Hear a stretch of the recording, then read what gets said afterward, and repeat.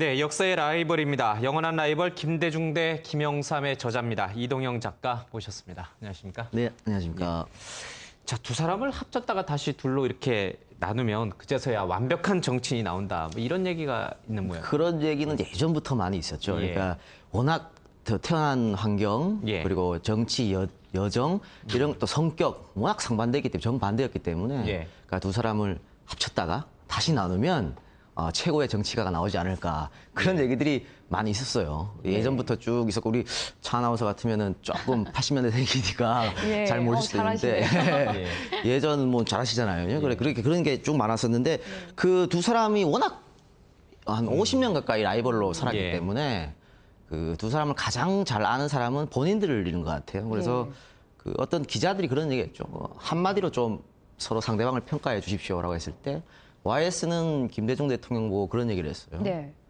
김대중은 너무 그 쉬운 일을 어렵게 생각한다. 그렇게 하니까 DJ는 어떻게 맞받았냐면 네. YS는 너무 어려운 거를 너무 쉽게 생각한다. 이렇게. 그러니까 네. 이 예. 함축적인 이 말에 모든 게 담겨 있다. 그러니까 두 사람의 스타일이라든가 예. 성격이 다 담겨져 있다고 봅니다. 네. 참 50년 동안의 라이벌이라고 하면 그 신경전도 장난 아니었을 것 같아요.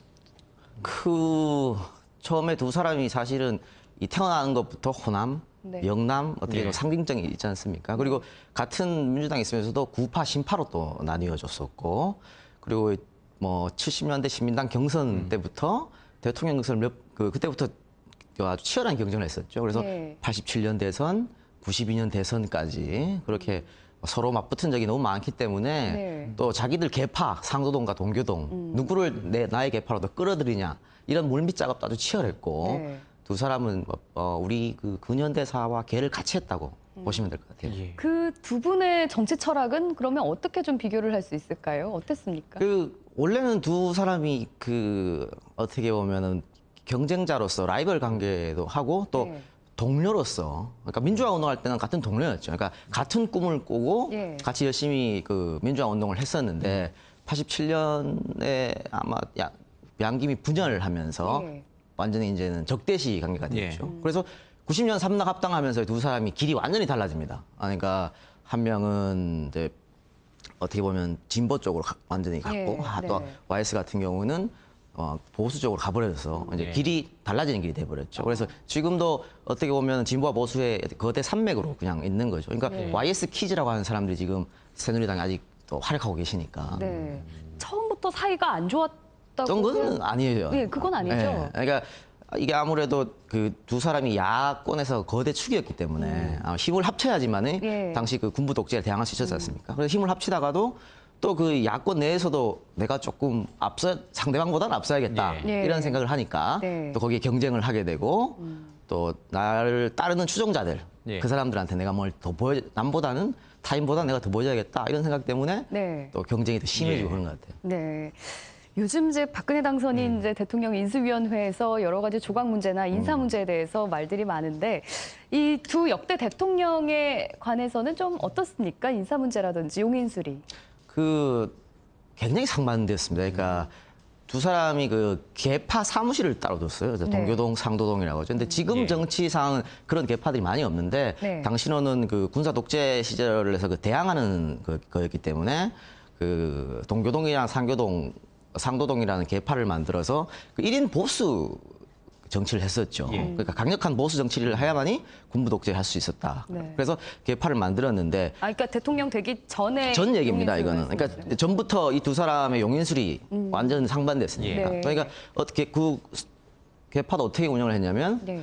YS는 아주 좀 부드럽게 그리고 그 사무실 분위기 자체도 좀 시장 바닥처럼 또 화기애애하게 또 보고서가 아닌 말로써 했어요. 예, 또 네. YS도 그 측근들이라고 하죠. 그 사람 비서들한테 뭐 직접 커피도 타주고 네가 커피가 몇 스푼이었지? 이러면서 직접 타주는 모습도 보였었습니다만. 다정하게, 그렇죠. 근데 네. DJ는 전혀 그런 게 없었어요. 네. 그러니까 말하지 말고 보고서로 이야기하라 그러고 예. 커피는 생각도 할 수 없었고요. 그건 아주 작은 문제부터 그러니까 어떻게 보면 그런 거죠. 그 DJ는 격식을 좀 갖추고 예. 논리, 네. 또 실리 이걸 따졌던 반면에 YS는 논리나 실리보다는 의리, 네. 뭐 직감 이런 걸 좀 따지면서 그 밑에 사람들 대했다고 보시면 될 것 같아요. 다정한 어머니 또 무뚝뚝한 아버지가 연상되는 건 좋은 또 왜- 비교이신데요. 예. 비슷한가요? 예. 네. 그러면 그 두 분의 좀 설명해 주실 만한 에피소드 같은 것도 있을까요? 좀 차이가 날 만한. DJ는 뭐 똑똑하고 논리적이라는 건 워낙 유명하지 않습니까? 그거는 DJ가 감옥 생활도 오래 했고 또 망명 생활도 오래 했기 때문에 그때 아마 공부를 많이 한 것 같아요. 네. 그래서 그러니까 가신들이 만발의 준비를 하고 DJ를 만나서 무슨 대화를 하려고 해도 네. DJ가 다 하는 거예요. 그러니까 내가 무슨 얘기하려면 너 그거 잘못된 거야 이렇게 딱 지적하니까 네. 심지어는 그런 분들이 DJ가 너무 많이 알아서 내가 필요 없는 사람이 아닌가라고 생각도 했다 그러더라고요. 네. 또 YS는 재밌는 게 하나 있어요. 지금 뭐 돌아가셨지만 김동영 씨라고 예. 좌동영 우형우라고 해서 이제 왼팔인데 네. YS랑 한번 언쟁이 붙은 적이 있었습니다. 예. 그러니까 YS가 너 이 자식 그런 일을 왜 했어? 이렇게 네. 하니까 네. 김동영 의원이 제 나이가 몇인데 그렇게 말합니까? 대통령한테. 바로 직전이었어요. 네. 그렇게 하시면은 대통령 아니라 소통령도 못 합니다. 이렇게 막 대들었던 거죠. 그런데 YS가 그 다음날 직접 전화를 걸어서 예. 미안하다. 그러고 아침 식사를 초대해서 같이 먹으면서 또 미안하다라고 사과를 했거든요. 근데 DJ 같으면 절대 그럴 수가 없으니까 DJ 가신들은 DJ한테 대들 수가 없어요. 그러니까 이것도 그 두 사람이 아랫사람들 대하는 태도가 이렇게 다르다는 게 나오는 거죠. 네, 굉장히 대인배스러운 일이네요. 그 아랫사람이 어떻게 보면은 최고 권력자한테 대들었음에도 그러니까 불구하고. YS가 그만큼 포용력이 있는 사람이에요. 예. 그렇다고 또 김대중 전 대통령이 포용력이 없다는 건 그건 아니고요. 아니고, 그러니까 각자의 스타일이 좀 다르니까. 스타일이 좀 예. 상반됐다. 예. 이건 좀 보여주시는 예. 것 같군요. 그러면 두 분께서 대통령이 되고 난 이후의 용인술은 어땠습니까?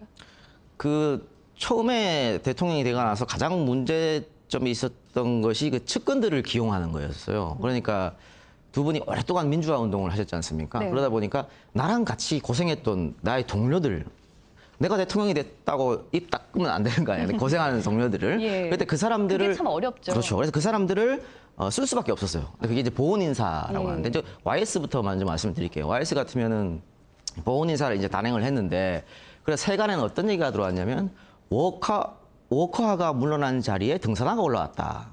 이런 말이 있었거든요. 그러니까 그거는 무슨 뜻입니까? 그 문민정부 전에 이제 5060 세력은 군인들이 요직을 많이 차지했죠. 그러니까 예. 워커화가 요직을 다 갔다 이거였고. 그런데 문민정부가 들어와서 김대중 대통령이 옛날에 김영삼 대통령이 그 예전에 그 민주산악회라고 만들었거든요.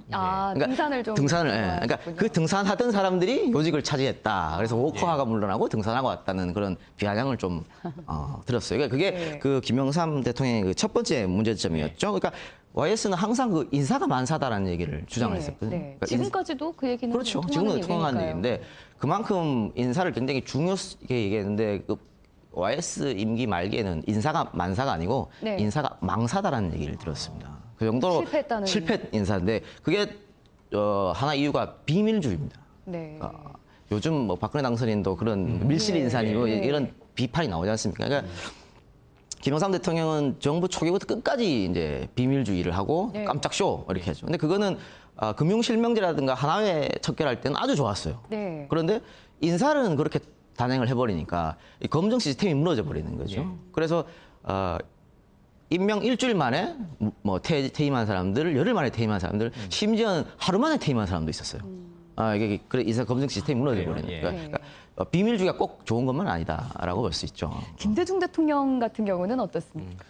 DJ 같은 경우에도 사실은 DJ는 그 처음부터 조금 삐그덕거릴 수밖에 없었는 게 대통령이 당선될 때 그 DJP 연합을 해서 대통령이 당선됐지 않습니까? 예. 그러니까 그 반쪽을 내각의 반쪽을 JP 계열한테 줄 수밖에 없었어요. 예. 그러니까 반쪽 정부가 될 수밖에 내 마음대로 할 수가 없었고 그 나머지 반도 보훈 인사를 또 해야 되는데 YS랑 다른 점은 YS는 자기 측근들을 심었거든요 요직에. 예. 근데 DJ는 자기 측근들보다는 그 옛날에 미국 망명할 때 있었던 사람들을 좀 요직에 기용을 했어요. 그래서 김경재 씨라든가 예. 뭐 박지원 씨라든가 예. 유종근 씨 같으면 다 그 미국 망명실에 만났던 분들이거든요. 예. 그런 점이 좀 다른 점이라고 할 수 있겠죠. 예. 박당선인이 좀 앞으로 이 두 전직 대통령에게 좀 배워야 할 용인술은 어디에 있다고 보십니까?